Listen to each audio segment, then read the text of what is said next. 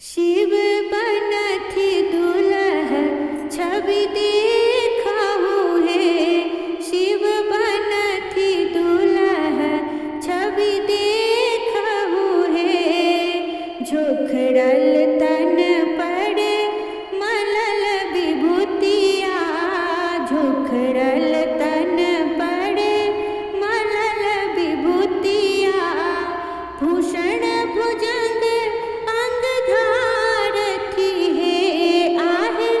भूषण भुजंग अंग धारथि हे। शिव बनथि दुलह छवि देखहु हे। शिव बनथि दुलह छवि देखहु हे। पिंगल जटा पर अहि फन मोड़िया।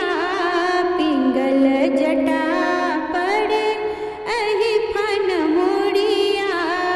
चान किरण झलकावत हे आहे।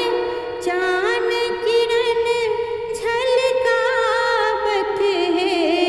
शिव बनथि दुलह छवि देखहु हे।